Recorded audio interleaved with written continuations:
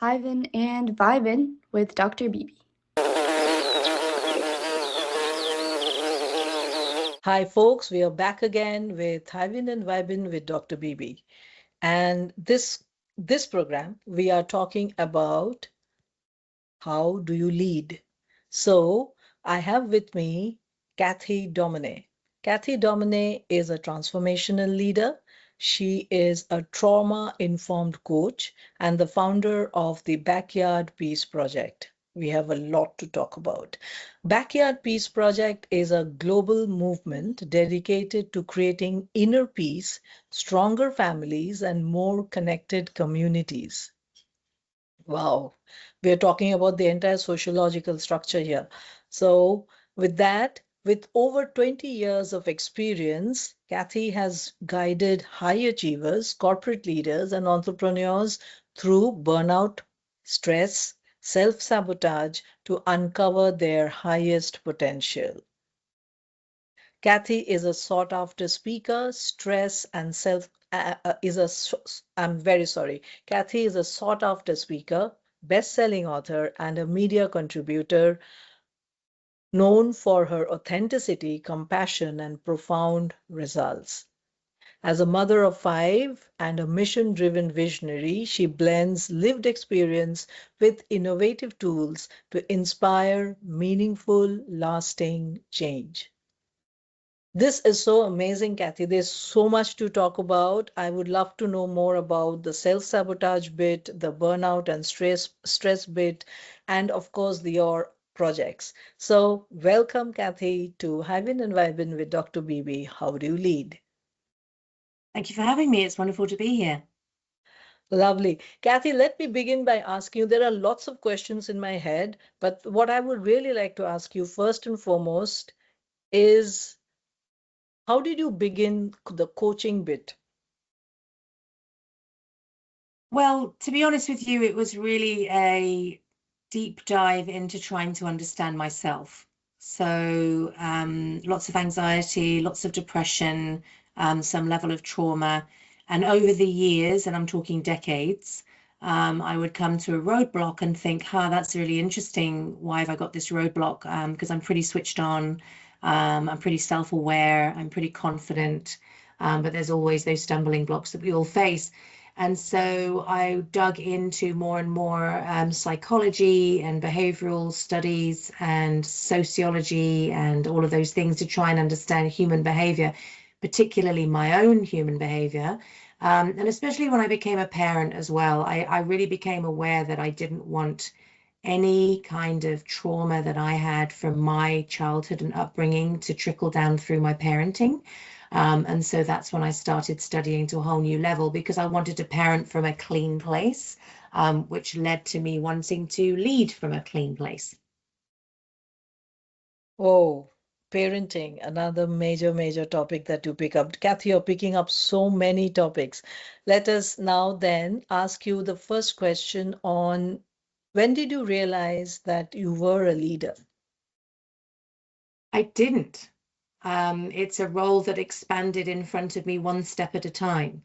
So if you'd have said to me a couple of years ago that I'd be in the leadership positions that I am now, I'd have thought you were crazy. But it doesn't just, you don't just fall into it, like you become it through trials, through hardships, through challenges, through mistakes, through growth, through all of the things. And so now I do hold several leadership positions, but that's basically through lived experience and through a lot of inner work to really trust myself to that highest level, discover who I am, amplify my strengths, understand where I need reinforcement. So we can't be great leaders if we don't know what our blind spots are. So having people around us who are willing to share with us any blind spots that we might have, because that's an opportunity to grow into the next version of yourself. So it does take some courage because sometimes, you get feedback that feels a bit brutal. But sitting with that, leaning into it with curiosity and love and letting it unfold and expand, I think is the only way into true leadership. True. So if I go back to your childhood, how did you then, how do you connect yourself with then what you were and with what you are now?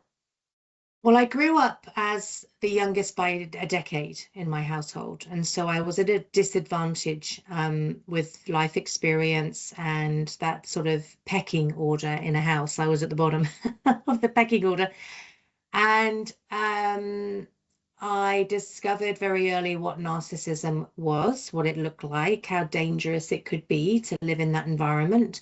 And so that was a real blessing for me because from a very young age, I stood back and I observed very carefully. And I learned how to read body language, tone of voice, facial expressions, energy. And so that helped me navigate through some challenging situations. And it was only actually recently, last year, in fact, in a leadership retreat that I was part of, that we had this challenge. And we had this big problem to solve.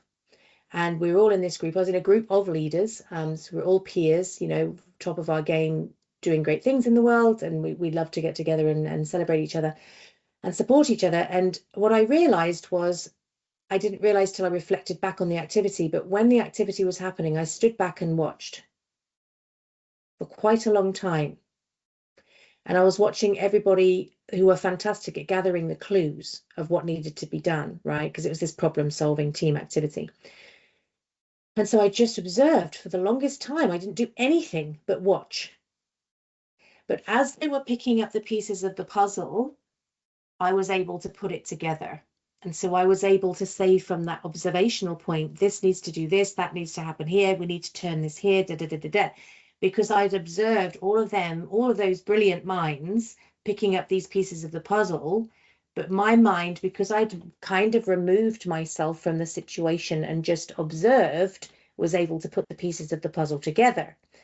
And that was really stemmed from my childhood of being able to sit back and observe and watch and calculate, and also like chess, playing the long game.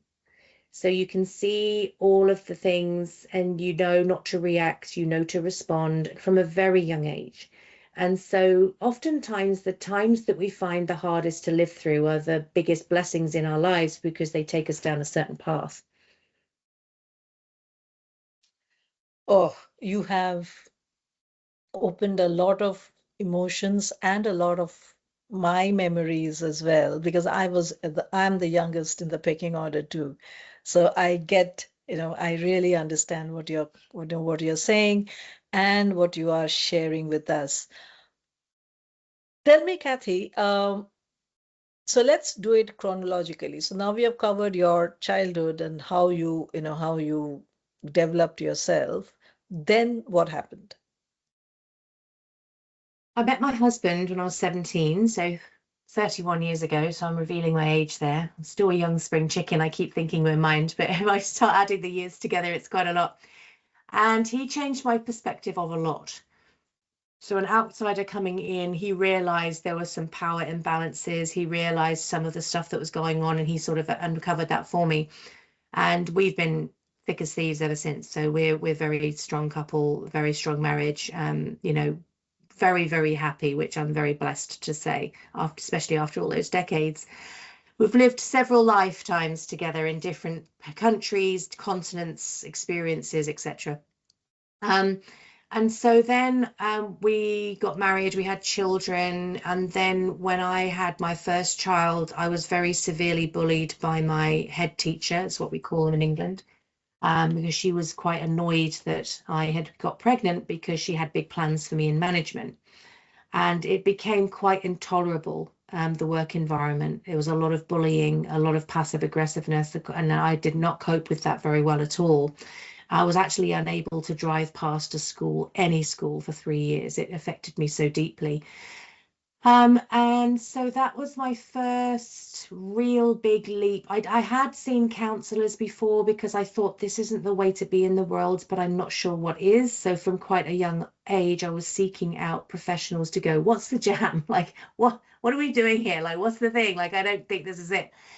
But then having children and starting to to really deal with my own breakdown and depression and anxiety and stress, and that fear that I had of, like, I could not drive past a school. I just couldn't do it. Like, the trauma was so deep.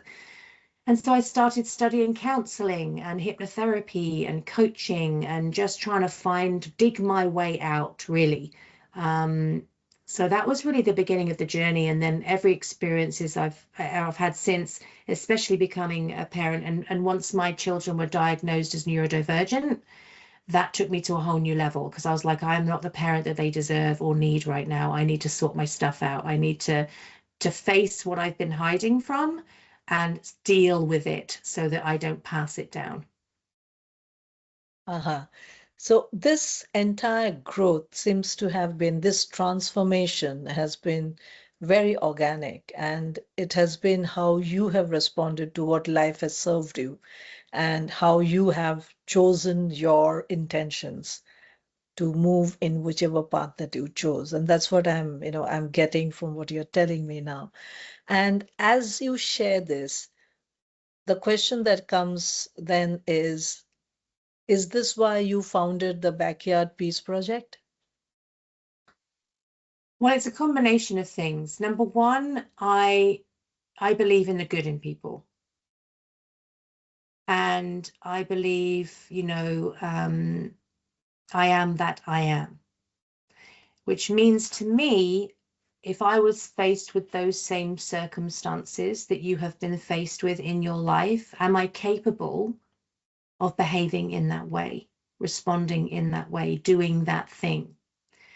And it's very easy. Like, I've had difficulties for sure. I've had a layer of trauma, absolutely. I've also experienced love and, belonging and support and all of those things, the rich tapestry of life. But I'm not going to sit here on my high horse with all the privilege that I've been dealt over my lifetime and start judging other people who've had a completely different experience to life than I have.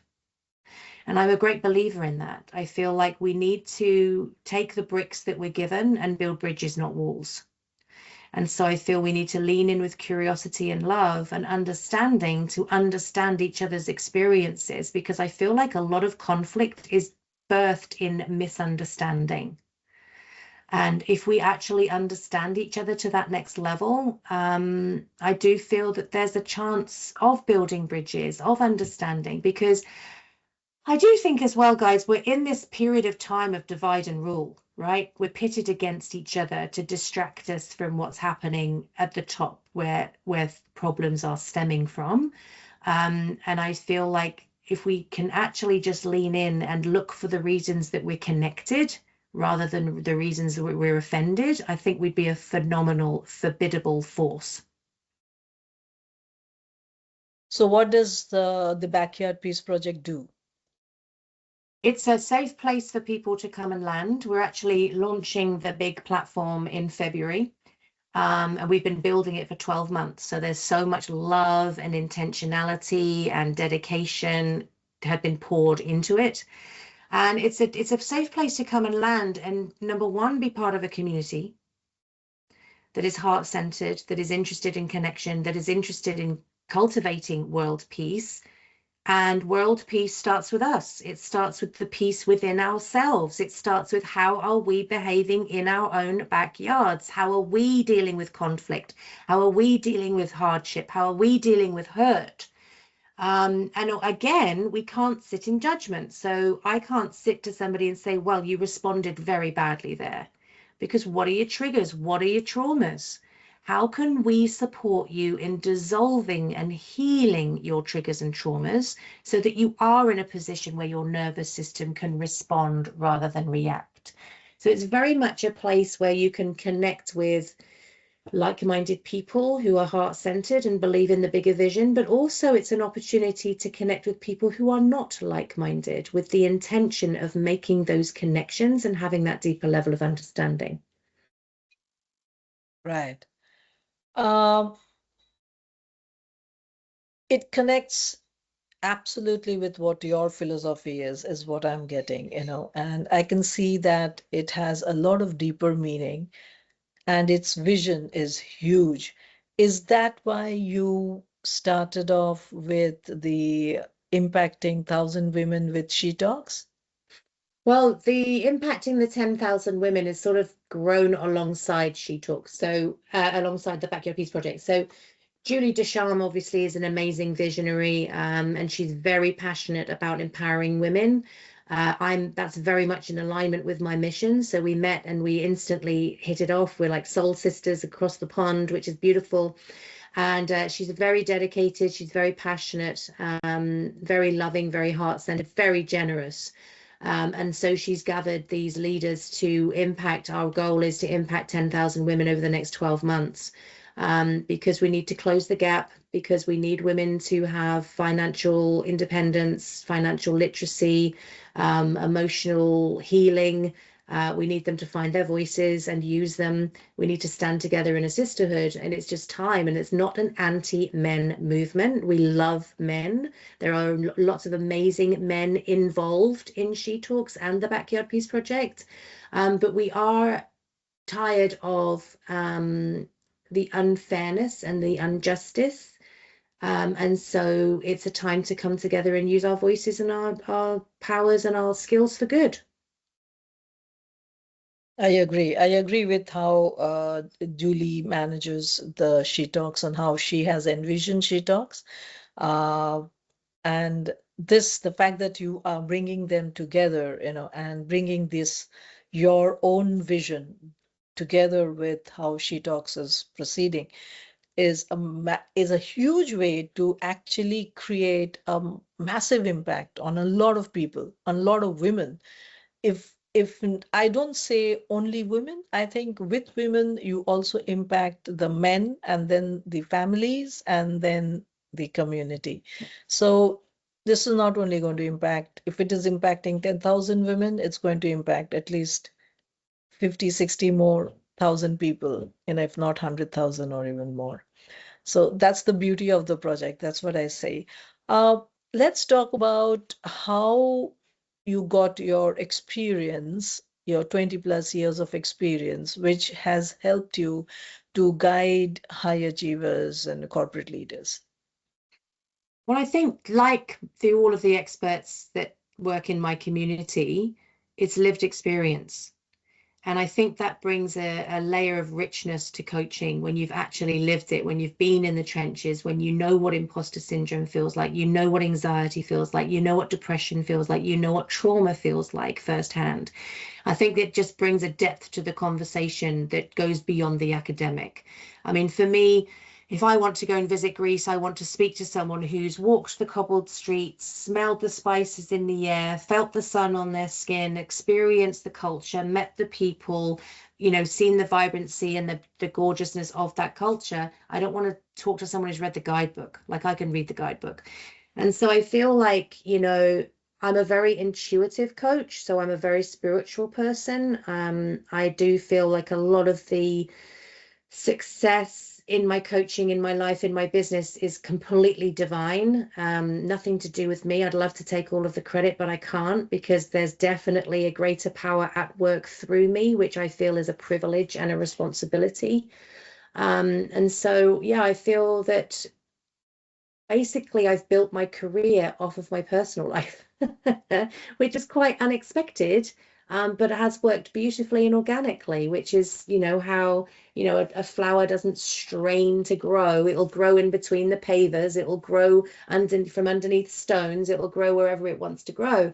And so I feel like when you're on your mission and you're doing God's work, the universe's work, however you want to describe it, things can be challenging at times, for sure, but there's a whisper that carries you through that, like, you're on the right path, trust this, it's part of the process, you're going to learn something, just keep going. And you do, and things unfold in front of you. And is it always easy and rainbows and glitter? No, it is not. There are times in my life that I'm so glad are over and I don't want to go through again. Am I grateful to have learned the lessons from those times? Absolutely.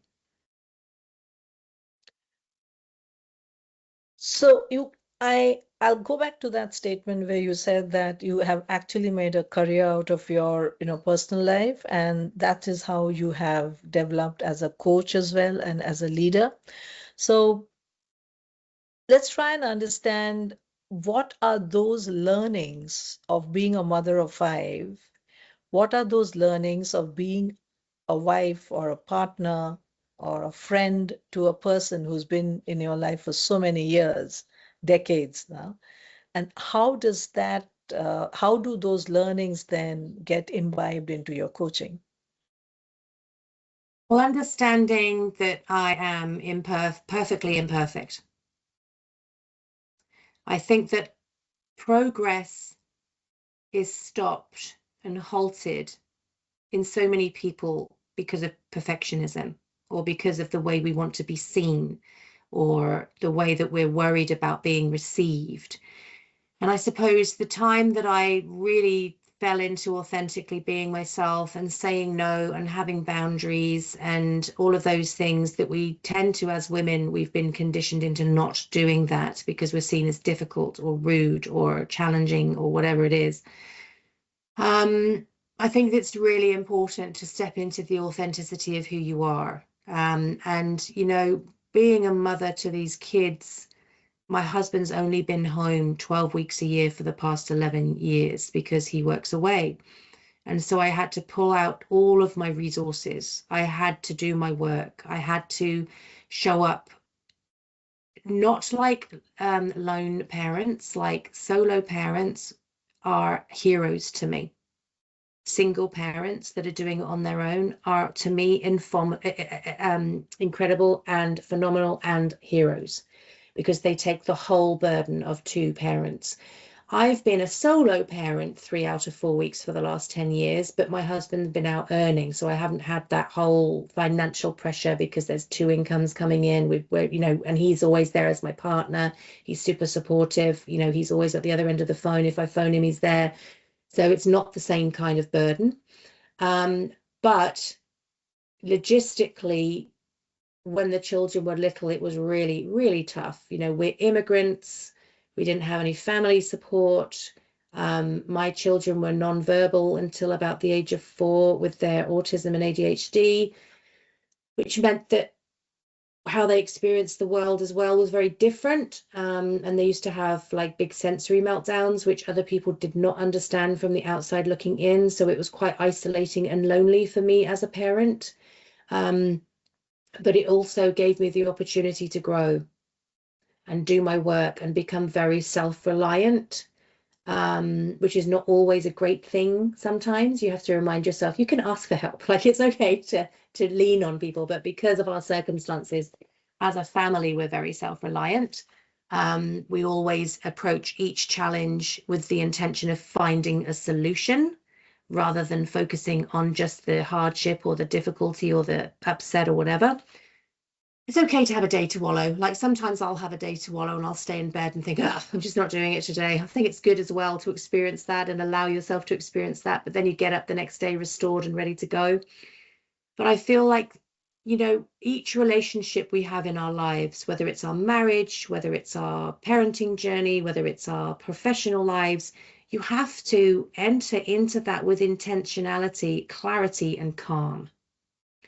So there are times when, you know, I've been trying to get to a meeting, I've been trying to get out the door, and my 3-year-old at the time was having a huge sensory meltdown. And you think, wow, this is inconvenient. But you've got a choice.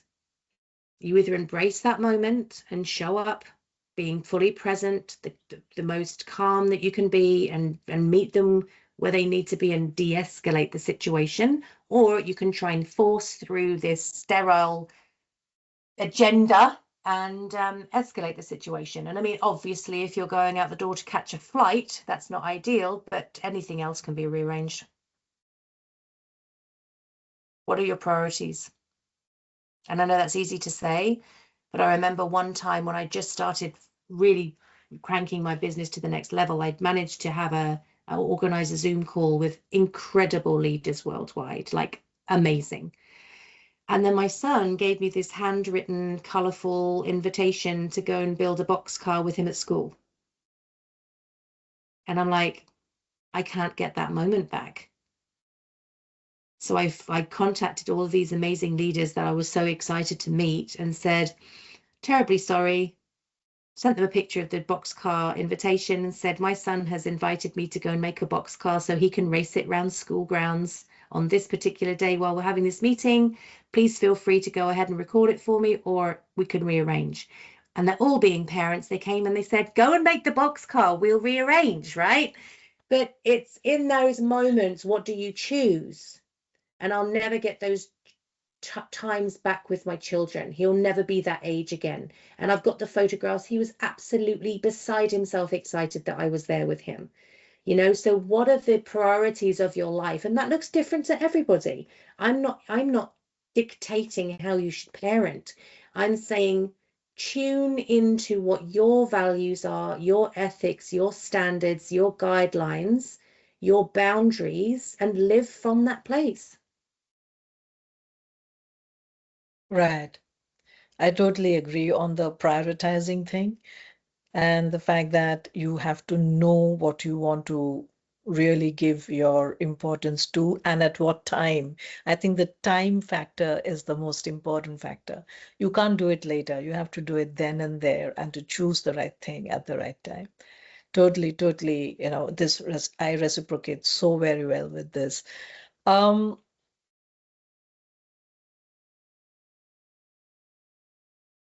So let's talk about what are the lessons that you learned, you know, when you started your career, when you decided to become a coach, and you're a transformational coach, so which means you are, you know, leading a person through an entire new cycle of who that person will be. And when you're doing such, you know, because this kind of work require a lot of energy, require a lot of commitment from your end. So when you started this process, how did you go about it, and what were the struggles that you had to face? Well, I think building trust is the biggest thing. I build trust very easily in a room with people when I'm one-to-one with them or in a group.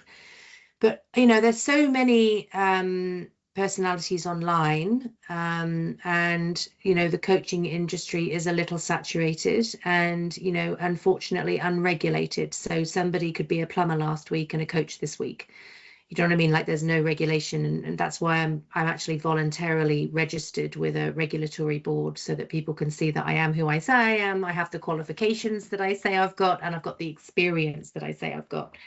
But yeah, so I think building rapport, building reputation, you've got to be in it for the long term.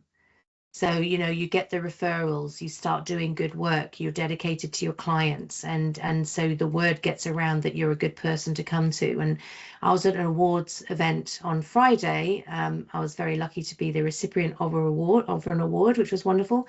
And I had people coming up to me saying, oh, so-and-so said I should talk to you. So-and-so said I should make an appointment with you. And what a compliment that is, that they're feeling safe to refer people to you. So I think, you know, if you're going to go into it, you need to be in it for the long term. You need to be in integrity. You need to walk your talk. Like I've met a lot of people who spout all of this stuff online and don't do it in their lives. They do not uphold their own standards. And I find that hideously hypocritical. And we're like that with our parenting. I don't hold my children to higher standards than I hold myself. Right? Because it's not do as I say and not as I do. Like live it, walk it, breathe it, talk it, do the thing. But don't expect everybody else to show up more powerfully and in more integrity than you yourself are doing. Fantastic. And yes, oh yes, and I did have to congratulate you on this. I was trying to keep it for the later part, but I think I should congratulate you. Could you tell us more about the award that you won? It was a lovely surprise. I actually went out just to get dressed up and have dinner and a dance. Because it's a lovely time to be able to have an excuse to get dressed up. And my husband and I went out together, which was lovely because he was actually home. But yes, it was a professional services award. So I was very, very surprised and delighted. And it did wake me up a little bit because I was listening quite passively to what was happening and clapping and listening to other people's things. And then when they said my name, I literally went, oh, and woke up and all the table laughed, and then I couldn't get my chair out of the carpet, and I thought, how am I going to get on the stage without tripping over my dress? But no, it was a wonderful surprise, and it's a beautiful recognition, especially because, like me, I work virtually, and so I work internationally. I work regionally here, I work nationally and internationally, but it can be kind of isolating in that community feel that you're not part of a team in a building. You know, you're part of a virtual team for sure, but not in a building. And so, you know, we've lived here for 15 years and I'm starting to feel like a local now. It was lovely on Friday that people were recognizing us and coming over and chatting, and we're having a dance and a laugh. And so that feels lovely, because I feel like one of the big driving forces behind the Backyard Peace Project is that sense of belonging that a lot of us have lost. Belonging and true connection and friendship and community, so important. So that's one of the driving forces. So that was a beautiful reflection and recognition. And then the next morning, I woke to more news that we'd won the Gold Literary Titan Award for our book, our first Backyard Peace Project book. So that was a wonderful confirmation from the universe as well that we're on the right track. Amazing. So again, double congratulations, and your hard work seems to be paying it out, you know, slowly and steadily. You're seeing the dividends come through. So what would be the legacy that you are thinking of? Are you thinking of a legacy, by the way? And if you are, what would be that legacy? I believe that I'm planting seeds to the trees I will never feel the shade of.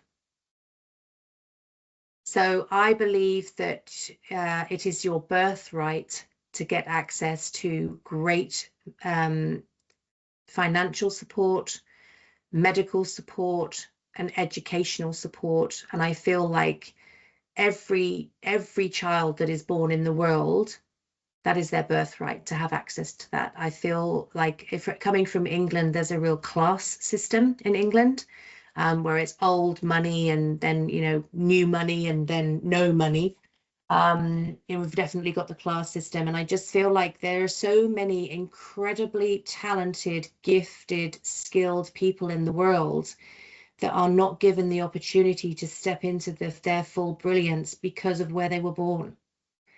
And I think that's wrong. And I think we should change that. And that's why we've made the Backyard Peace Project so affordable and accessible, with the views to eventually, once we start getting the revenue in, pouring it back into the communities and getting boots on the ground and going to more remote communities and making sure they are getting opportunities. Because why should the geolocation of where you were born determine whether you get to amplify your skills and talents and God-given gifts onto the world? It doesn't make any sense to me. Oh, I totally agree. I totally agree.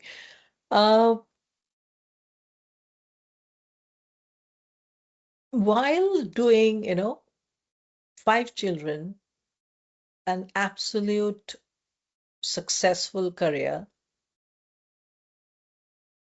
2 projects, and books that you're writing, how do you manage your energy? What do you do?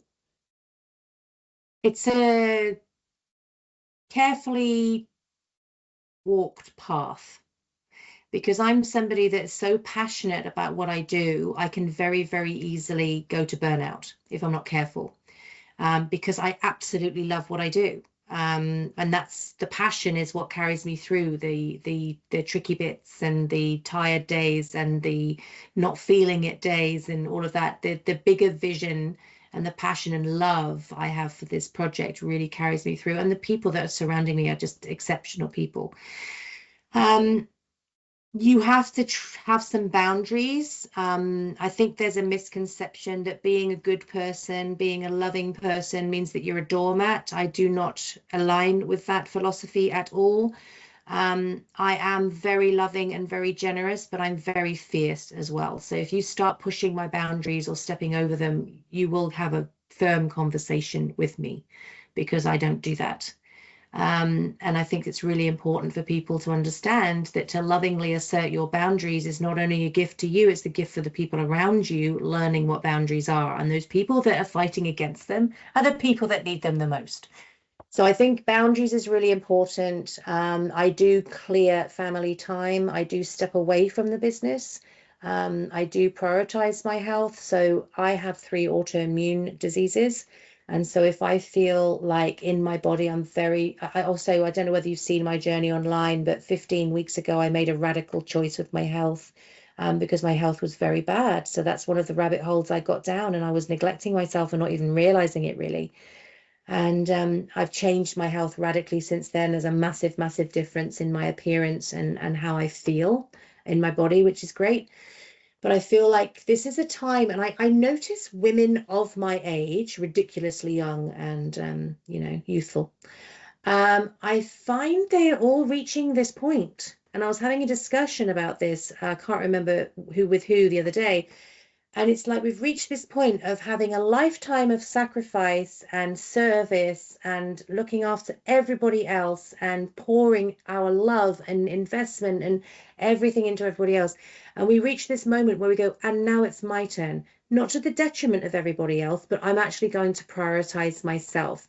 I've seen so many women in my community suddenly drop a ton of weight because they've gone, I'm not doing this anymore. Like, I'm struggling. Like, my health is really struggling. It's not about the weight aesthetically. It's about the weight for health. It's about prioritizing our mental, spiritual, emotional, physical well-being and going, I've earned it. I've done my apprenticeship. I've learned the lessons. I've cried. I've bled. I've struggled. I've done all of the things. And now I deserve to prioritize myself. And I think that is so important, particularly for women, but men are not immune to that. I mean, there are a lot of men out there that feel very trapped in their circumstances. They are the provider. That's also been put on them by society.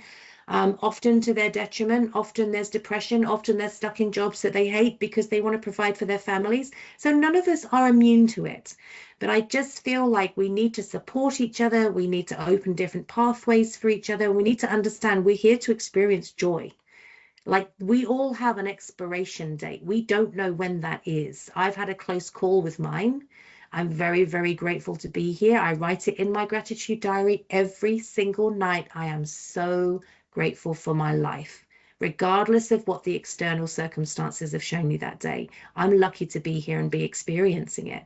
And so I feel like we need to be more compassionate towards each other, more understanding. We need to lean in and try and have these conversations. But it's so interesting to me that there are a lot of adults that I've had dealings with that are incapable of having a direct, honest, maybe uncomfortable conversation. Like, they completely recoil. Well, there's no hope. Like, if we can't lean in and have an uncomfortable and respectful conversation, there's no way forward.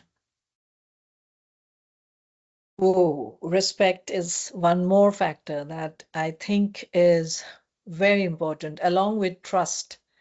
If you having respect, I think they walk hand in hand. Trust and respect are both equally important. I think love is part of it, but trust and respect is what builds the relationship, strengthens the relationship. It's like the adhesive of a relationship. That's what I think. But I love the way you manage your energy and you have your boundaries, which is very important for everyone to have, I think. And I love the way you manage the energy that you have understood the importance of your energy and how you have to sustain it and how you have to go about it. I'm sorry to hear that you had to go through that experience to be able to understand the importance of it. But yes, at least you understood it. That's very important. That's the great part. Cathy, we're almost ending the interview now, and how would you like my audience, the people who are listening or who are going to watch this program together, how would you want them to connect with you? Well, you can connect with me through Facebook. So Cathy Domoney, which is CathyDo Money. So it's Do Money. It's quite a funny surname, but yeah, we're there, and you can join our free Backyard Peace Project Facebook group, where you'll be getting all of the updates of when we're going to launch the new platform. It's going to be phenomenal. What you're getting is $12 a week to join a private community within the Backyard Peace Project. And what you're getting for the price of coffee and cake per week is astronomical, because we want to make it accessible and affordable. We want everybody to be able to come in and benefit from all of this amazing training, education, sessions, trauma work, all of those things, because we really do want to make an impact. So you can definitely contact me through socials. I'm always bobbing around on there, and there's a whole team of people waiting to support you, which is very exciting. Lovely.